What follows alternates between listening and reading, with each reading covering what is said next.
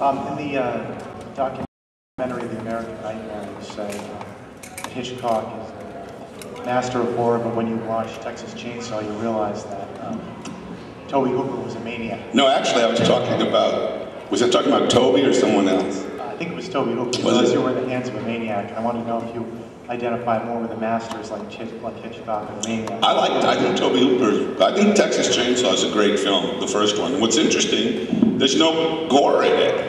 You know, I mean, you don't see anything. And it's terrifying. And I think that's a great film.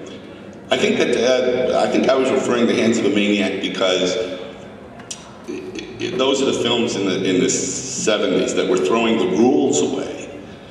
And they were very frightening. It was like, holy shit, it's like watching Russ Meyer. It's like, what the fuck, you know?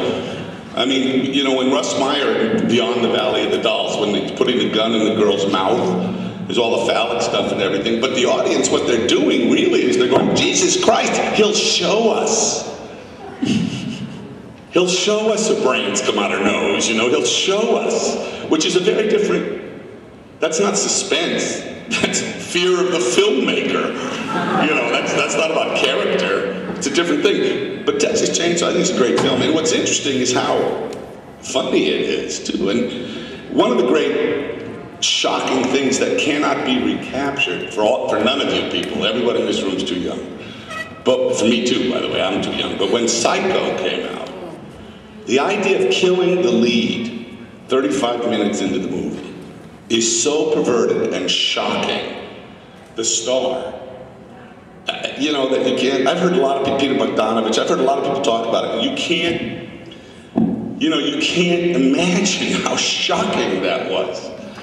And plus, what's so brilliantly perverted about that movie is you're watching a movie about Marion Crane, who's having an affair, and she steals the money, and she's very sympathetic, and then you meet this guy who's kind of weird, and then this woman hacks her to pieces, and then the guy comes back and cleans up the mess, and from that moment on, he's the hero. He's the sympathetic one. The movie's brilliant. It's like, I mean, that's so twisted. It's the hero. Have you ever seen Psycho? Hero to the point that when he puts her body in the trunk and dumps the car, he doesn't know the money's in there, but he dumps the car. There's that brilliant moment where it stops sinking, and the whole audience is like, and you know, I'm thinking, you sick fox, what do you like? You like to see, we were on her side a minute ago, to the point where John Gavin is giving him a hard time. You feel sorry for Norman, not John Gavin. Brilliant film, just brilliant film. We have time for a couple more questions, if anybody. That guy.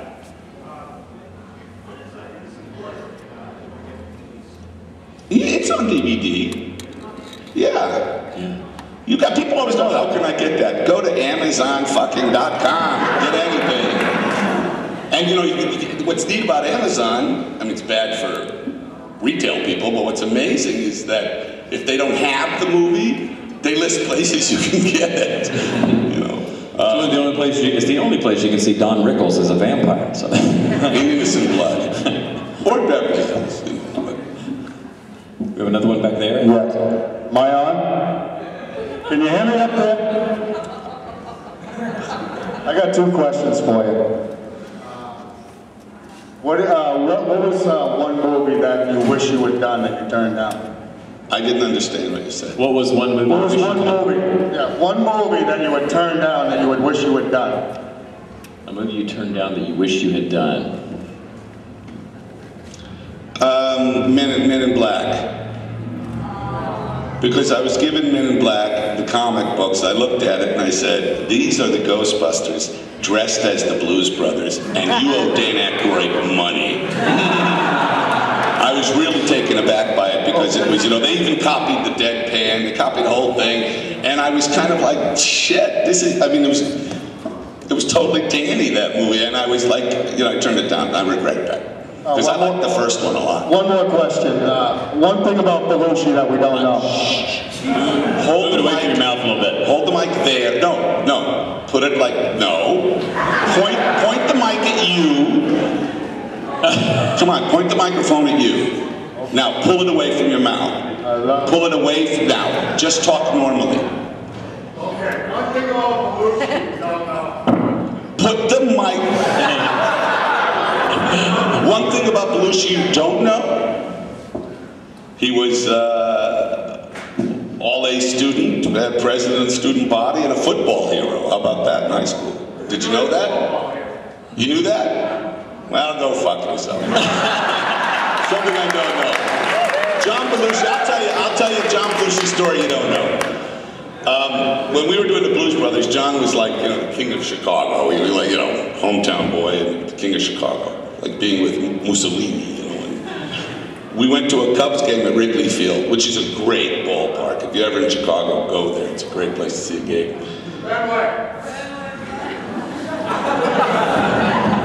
And we go to Wrigley Field to see a Cubs game.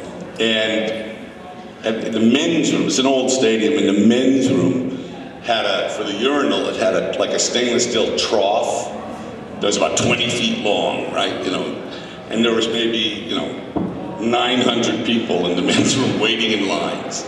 And I just remember, we go to the bathroom, you know.